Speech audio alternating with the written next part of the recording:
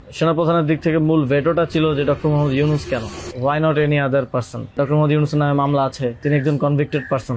একজন convicted person আসলে কিভাবে একটা দেশের প্রধান উপদেষ্টা হতে পারে? আওয়ামী লীগ একটা লোককে একেবারেই দেখতে পারছে না, এবং বাংলাদেশে তো আলটিমেটলি 30-40% পিপল আওয়ামী লীগকে সাপোর্ট করে। এই 30-40% পিপলের মতামতের বিরুদ্ধে গিয়ে একটা লোককে প্রধান উপদেষ্টা করা উচিত? সেনাপ্রধান লাস্ট আমাদেরকে বলেছিল যে আমি বুকে পাথর চাপা দিয়ে এই সিদ্ধান্তটা মেনে নিচ্ছি। আমাদের এই দীর্ঘমেয়াদী পরিকল্পনাটা করতে হতো যে যখন থেকে আমরা ফার্ম ছিলাম যে শেখ হাসিনাকে চলে যেতে হবে, তারপরে কি হবে। আমরা তো আর শেখ হাসিনা চলে যাওয়ার পরে দেশটাকে ছেড়ে দিতে পারি না। তো এই জায়গা থেকে আমরা দেখা যায় যে এই চিন্তাটা আস্তে আস্তে আসতে থাকে। কিন্তু ওই সময়টাতে আসলে এটা বিশ্বাস করাও কঠিন ছিল যে 5 তারিখের মধ্যেই হয়তো হয়ে যাবে।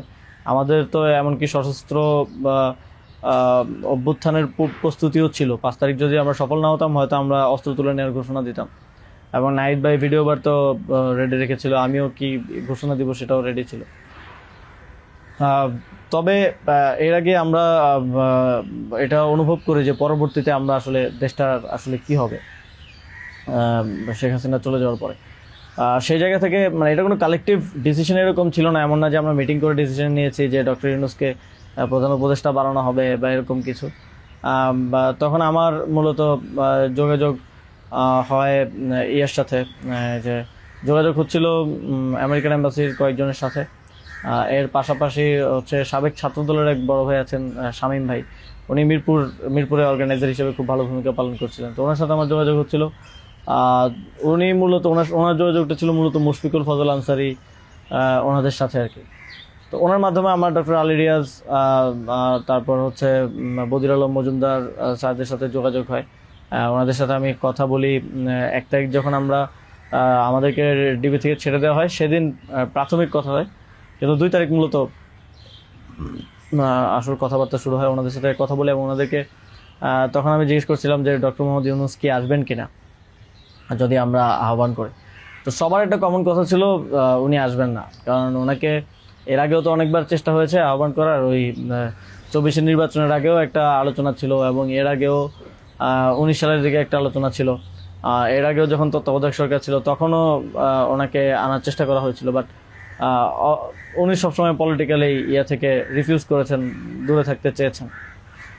তো আলী রিয়াজ স্যারও আমাকে বললেন, বদিউল আলম মজুমদার স্যারও বললেন যে উনি আসবেন না। আরও যাদের সাথে কথা হচ্ছিল উনি রাজি হবেন না, এই ধরনের একটা কথা ছিল।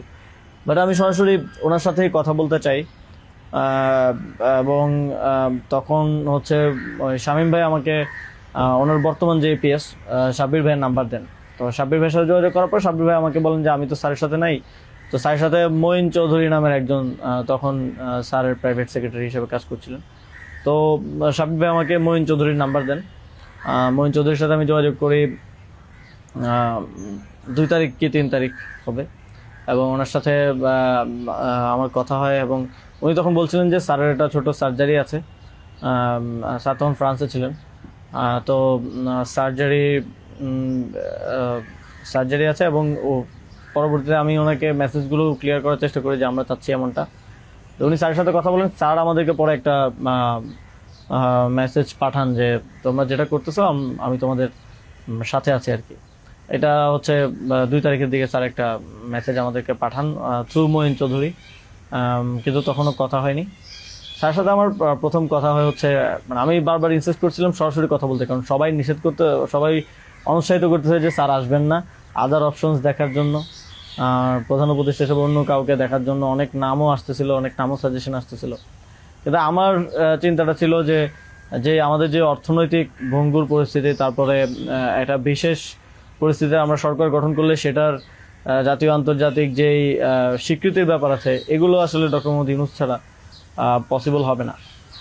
তো সেই জায়গা থেকে আমি বারবার যোগাযোগ করার চেষ্টা করি। পরে মঈন চৌধুরী স্যারের সাথে আমাকে কথা বলিয়ে দেন। সম্ভবত ওনার নাম্বার থেকেই প্রথম কথা বলা হয়, এবং স্যারকে আমি অ্যাপ্রোচ করার পরে স্যার আমাকে বললেন যে আমি হচ্ছে তোমরা অন্য কাউকে ভাবো। এটা সম্ভবত 3 তারিখ। স্যার বললেন যে, এবং স্যার কয়েকজনের নামও বললেন যে তোমরা ওনাদেরকে ভাবতে পারো। এর মধ্যে 2-1 জন আমাদের উপদেষ্টা পরিষদেও আছে এখন। স্যার বললেন যে আমার লাইফটা তো ডিফারেন্ট, আমি ওইখান থেকে আসবো কিনা। এবং উনি বলেন যে তাহলে, আমি যখন বললাম যে স্যার আপনাকে ছাড়া হবে না, আপনাকে আসতেই হবে, তখন উনি বললেন যে আমি ভেবে দেখি, তোমরাও ভাবো, যদি আদার কোনো বেটার অপশন পাওয়া যায় তাহলে তোমরা ভাবো, আর আমিও ভেবে তোমাদেরকে জানাবো। তো 3 তারিখ তো অনেক কিছু আনসার্টেন ছিল, এক দফা শুধু ঘোষণা হয়েছে, কবে পতন হবে, কবে আসবে, এটা আনসার্টেন ছিল। তো আমার মনে হয় এটাও ডিসিশন নেওয়ার ক্ষেত্রে একটা বাধা ছিল সে সময়। কিন্তু আমি যথেষ্ট, আমার মনে হচ্ছিল যে উনি ডিনাই করলেও he is to some extent positive, যেটা বাকিদের থেকে আসতেছে যে একেবারেই আসবে না এরকম। আসিফ স্যারও বলতেছিল যে আসবে না স্যার, রাজি হবে না। তো আবার আমার মনে হচ্ছিল যে এই লোকগুলো তো সবাই স্যারকে পার্সোনালি চেনে, তো ওনারা বলতেছে, কিন্তু আমরা ইনসিস্ট করি, আমি ইনসিস্ট করি, এবং আমি তখন আসলে বাকিদেরকে জানিয়ে রাখছিলাম যে আমার স্যারের সাথে যোগাযোগ হচ্ছে। তখন এটা কোনো কালেকটিভ ডিসিশন ছিল না যে ওনাকে আমরা প্রধান উপদেষ্টা করব। আমি নাহিদ ভাই, মাহফুজ ভাইদেরকে জানিয়ে রাখি যে আমার ওনার সাথে যোগাযোগ হচ্ছে, দেখি এটা কোথায় যায়। আর সবার কাছেই তো তখন সময়টা আনসার্টেন ছিল যে কখন পতন হবে, কখন সরকার হবে। এটা অনেক ফার সাইটেড আসলে বিষয় ছিল ওই সময়টাতে, কারণ আমাদের মনে হচ্ছিল না যে 5ই আগস্ট পতন হবে, আমাদের মনে হচ্ছিল যে আরও হয়তো দীর্ঘ সময় আমাদের লড়াই করতে হতে পারে। ইভেন সব ধরনের সম্ভাবনাই ছিল, এটা একটা গৃহযুদ্ধের দিকে যাওয়ার পরিস্থিতিও ছিল ওই সময়টাতে। তো পরবর্তীতে যখন এরপরও স্যারের সাথে আমার কমিউনিকেশন, স্যারের টিমের সাথে কমিউনিকেশন চলছিল। 5 তারিখ মূলত স্যারের সাথে আবার কথা হয়। মঈন চৌধুরীর সাথে রেগুলারই কথা হচ্ছিল, প্রতিদিন 2-3 বার কলে কথা বলছিলাম। 5 তারিখ স্যার যখন সার্জারিতে ঢুকবেন, ঢোকার আগে হচ্ছে কথা হয়, যখন শেখ হাসিনা পালিয়ে গেল সন্ধ্যায়, আমরা চ্যানেল 24-এর অফিসে, তখন আমি স্যারের সাথে কথা বলতে চাই যে এখন তো পতন হয়ে গেছে, এখন একটা ডিসিশনে আসতে হবে। তো তখন মঈন ভাই স্যারের সাথে আমাদেরকে কলে যুক্ত করেন। তো চ্যানেল 24 অফিসেই নাহিদ ভাই আর আমি আমার ফোন থেকে লাউডস্পিকারে স্যারের সাথে কথা বলি। তো স্যারকে আমরা বলি যে স্যার এখন একটা ডিসিশন আসতে হবে, আর স্যারও সার্জারিতে চলে যাচ্ছিলেন তারপরে ডিসিশন দেওয়াটা। তো স্যার এক ধরনের তখন মনোসম্মতি দিলেন যে আমি আসব। আর এর মাঝে তো 2 দিন স্যারও আলোচনা করেছেন বিভিন্ন পর্যায়ে, আমি আসবো, তবে বিস্তারিত কথা বলার আগে তোমরা কোথাও এটা অ্যানাউন্স করো না আর কি। তো এই আলোচনাটা হওয়ার পরে আমরা, অনেকগুলো বিষয় ছিল ডিসকাস করার মতো, আলোচনাটা হওয়ার পরে আমরা চ্যানেল 24-এর অফিসে প্রেস ব্রিফিংটা করি সেদিন রাতে, এবং সরকারের রূপরেখাটা কী হবে সেখানে ঘোষণা করি, একটা অন্তর্বর্তীকালীন জাতীয় সরকার ঘোষণার কথা বলি। এছাড়াও আরও রূপরেখাগুলো বলি যে রাজনৈতিক অংশগ্রহণ, তারপর সিভিল সোসাইটি, তারপরে অভ্যুত্থানের নেতৃত্বের অংশগ্রহণ, এই পলিসিগুলো আমরা সেখানে ঘোষণা করি। স্যারের নামটা ঘোষণা করা হয়নি। সেদিন রাতে স্যারের সাথে আবার চূড়ান্ত কথা হয়, রাতের আনুমানিক 12:30 থেকে 2টা-2:30 পর্যন্ত প্রায় 2 ঘন্টা স্যারের সাথে নাহিদ ভাই আর আমার কলে কথা হয়, এবং সেখানে আমরা বিস্তারিত বিভিন্ন বিষয়গুলো আলোচনা করি, এবং স্যারের কিছু কনসার্ন ছিল সেগুলো আমরা ডিসকাস করি যে এটা আবার 1-11 মতো একটা সরকার হবে কিনা, মানে আমরা ক্ষমতায় বসবো কিন্তু পেছন থেকে আর্মি আমাদেরকে চালাবে কিনা, অথবা অন্য কেউ আমাদেরকে ডিক্টেট করবে কিনা। স্যারের কনসার্ন ছিল এটা। স্যারের কনসার্ন ছিল যে আমি আসলে আমাকেই স্বাধীনতাটা দিতে হবে, আমি আসলে এটা আর্মি রান করবে কিংবা পেছন থেকে কেউ রান করবে, এটা হলে আমি আসবো না। তা আমরা স্যারকে বলেছি যে আমাদের পজিশনে এটাই, যে গভর্নমেন্ট যদি আমরা ফর্ম করি, গভর্নমেন্ট স্বাধীনভাবে কাজ করতে হবে, এবং এখানে সেনাবাহিনী কিংবা অন্য কোনো অথরিটি যদি হস্তক্ষেপ করতে চায়, সেক্ষেত্রে আমরা মাঠ থেকে সেটাকে চ্যালেঞ্জ করবো আর কি। তো এই ধরনের একটা নিশ্চয়তা স্যারকে আমরা দিই আমাদের এন্ড থেকে। তারপর এক ধরনের কথা হয় যে উপদেষ্টা পরিষদ কেমন হবে, স্যার আমাদেরকে বলেন যে তোমরা ঠিক করো, আর স্যার কিছু সাজেশন দেন। স্যারের টিম থেকে 6 তারিখ সম্ভবত প্রায় 5 তারিখ রাতেই 23-24টা নাম আসে আমার কাছে। তো ওই নামগুলোর সাথে আমরা যে নামগুলো ঠিক করি প্রায় কমন ছিল অনেকগুলো। তারপর আমরা একটা লিয়াজু কমিটি করা হয়, যারা হচ্ছে সকল রাজনৈতিক দলের সাথে আলোচনার ভিত্তিতে একটা উপদেষ্টা পরিষদ গঠন করবে। তো ওই লিয়াজু কমিটির আহ্বায়ক ছিল মাহফুজ ভাই। তো ওনারা কমিউনিকেশন শুরু করে দেয় জামাতের সাথে, বিএনপির সাথে, আরও যারা রাজনৈতিক দল আছে, সিভিল সোসাইটি আছে, তাদের সাথে যোগাযোগের মাধ্যমে সবার থেকে নাম প্রস্তাব আসতে থাকে। কিছু নাম ছিল কমন, আমাদের এখানেও কমন, যেমন কিছু মানুষজন, যেমন সালাউদ্দিন আহমেদ স্যার, উনি তো অর্থনীতিতে বাংলাদেশে মানে এই মুহূর্তে যদি আমরা চিন্তা করি তাহলে ওয়ান অফ দ্য বেস্ট। তো ওনার নামটা সব দিক থেকে আসে। তো এরকম কিছু কমন নাম আসে, আবার কিছু নাম দেখা যায় আমরা ইনক্লুড করি বা কোনো এক পক্ষ থেকে আসে, কিন্তু অন্য পক্ষ এটাকে আবার রিফিউজ করে। বিএনপির কিছু নামের ব্যাপারে আপত্তি ছিল, তাদেরকে পরে নেওয়া হয়নি। তো এভাবে একটা মোটামুটি সবার সাথে কনসালটেশনের ভিত্তিতে একটা উপদেষ্টা তালিকা করা হয়। এবং যেদিন স্যার ল্যান্ড করে বাংলাদেশে আসেন 8 তারিখ দুপুরে, আর্মি থেকেও কিছু নাম প্রস্তাব করা হয়। কিন্তু আমরা একটু প্রায় 5-6টা নাম আমরা একটু ঘেটে দেখলাম যে এই লোকগুলো ওইভাবে সর্বজন গ্রহণযোগ্য না। এবং আরেকটা সমস্যা হচ্ছে তাদের অনেকেরই হয় না যে সফট আওয়ামী লীগ অ্যান্ড আওয়ামী লীগের সিভিল সোসাইটি হিসেবে পরিচিত, অথবা তাদের ব্যাকগ্রাউন্ডটা একজন আর্মি অফিসিয়ালসের নাম ছিল সেখানে, এক্স আর্মি অফিসিয়ালস। তার ব্যাকগ্রাউন্ড আমরা দেখি যে তিনি ইন্ডিয়ায় তিনি 4 বছর ছিলেন এবং 4 বছরে তিনি কয়েকটা কোর্স করেছেন সেখানে।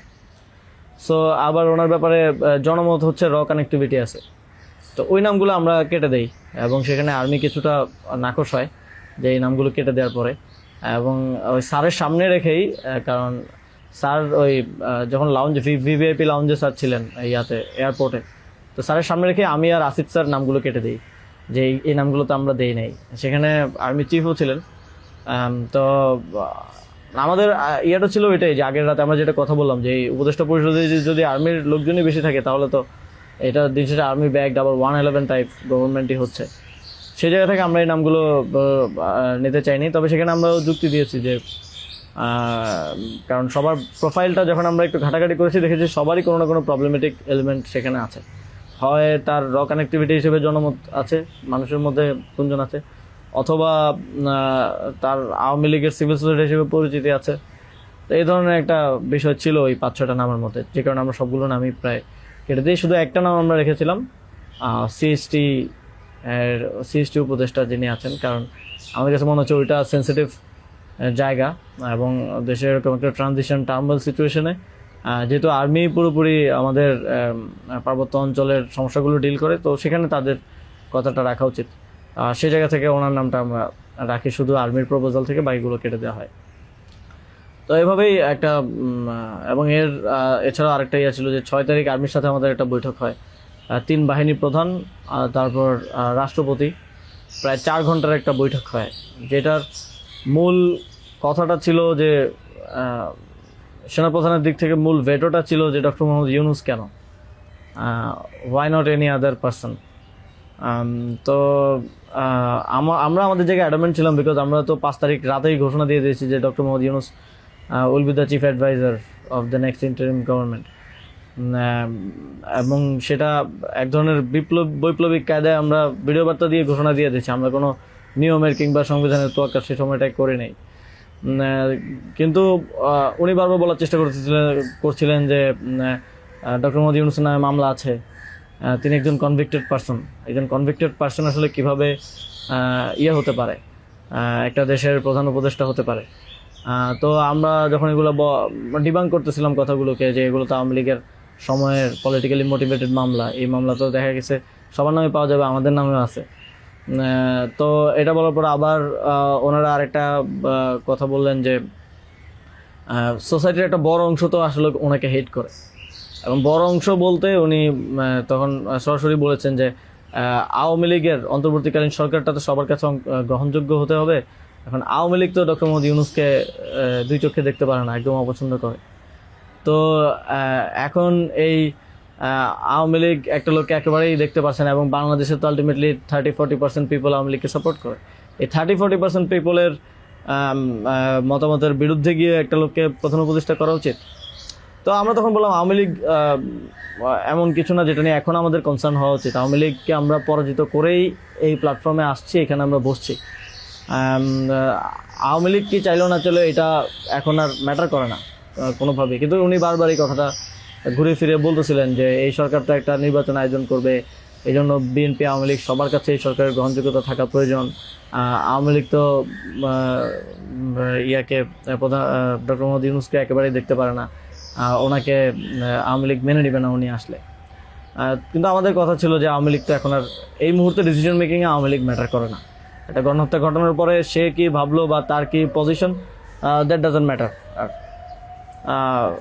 এরপরও ওনারা নানা ধরনের যুক্তি দিতে পারে, এবং শেষে 4 ঘন্টা এই বিষয়ের উপরে ডিসকাশন হয়। 4 ঘন্টা, আধা ঘন্টা হয়তো অন্যান্য ইস্যুস নিয়ে ডিসকাস হয়েছিল, বাট 4 ঘন্টা প্রায় 3.5 ঘন্টা এই ইস্যু নিয়ে ডিসকাস হয়। তো এখানে আসছিলাম আমি, নাহিদ ভাই, মাহফুজ ভাই আর নাসিফ ভাই। আর বাকি আমাদের সাথে যারা ছিল তারা বাইরে অপেক্ষা করছিল। আসিফ স্যার ছিল, তারপরে তানজিমুদ্দিন স্যারও ছিল, আরও সমন্বয়িকা ছিলেন আরও 10-12 জন, সবাই বাইরে অপেক্ষা করছিল আর কি এই 4 ঘন্টা। তো তারা বারবার 2বার হচ্ছে বিরতি দিয়ে আমাদেরকে আবার ভাবতে বলে আবার চলে যেত, আবার এসে আবারও একই জায়গা থেকে কথা শুরু করতো। মানে আমরা বুঝতে পারছিলাম যে ডক্টর মোহাম্মদ ইউনূসকে এখানে এস্টাবলিশমেন্ট কোনোভাবেই চাচ্ছে না। আর আমাদের কথা ছিল আমরা ঘোষণা দিয়ে দিছি, এবং আমরা এক ধরনের হুমকি সুরে সেখানে বলি যে যদি এটা রাষ্ট্রীয়ভাবে না হয়, যদি রাষ্ট্রপতি ঘোষণা না দেয় ডক্টর মোহাম্মদ ইউনূসকে প্রধান উপদেষ্টা হিসেবে, তাহলেও আমাদের কিছু যায় আসে না, কারণ আমরা অলরেডি ঘোষণা দিয়ে দিয়েছি। আমরা আমাদের তৈরি করা উপদেষ্টা পরিষদ নিয়ে শহীদ মিনারে গিয়ে শপথ নিব। এই হুমকিটা দেওয়ার পরে তারা একটু মানে নড়েচড়ে বসে, এবং তারা গিয়ে রাষ্ট্রপতির সাথে ডিসকাস করে আসে। এবং সেনাপ্রধান লাস্ট আমার মনে পড়ে আমাদেরকে বলেছিল যে আমি বুকে পাথর চাপা দিয়ে এই সিদ্ধান্তটা মেনে নিচ্ছি। এবং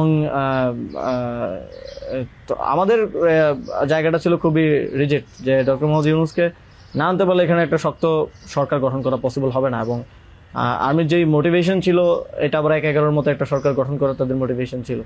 যখন তারা নামগুলো দেয়, 6টা-7টা উপদেষ্টার নাম দেয়, তখন এটা বোঝা যায়, এবং ডিকটেট করার এক ধরনের। তো আমরা যদি এখানে অন্য কাউকে নেই যার পার্সোনালিটি এত স্ট্রং না, তাহলে আলটিমেটলি আমরা আসলে অন্য কারো দ্বারাই পরিচালিত হব, ড্রিভেন হব। এই সরকারটা আত্মনির্ভরশীল একটা স্বতন্ত্র সরকার হতে পারবে না।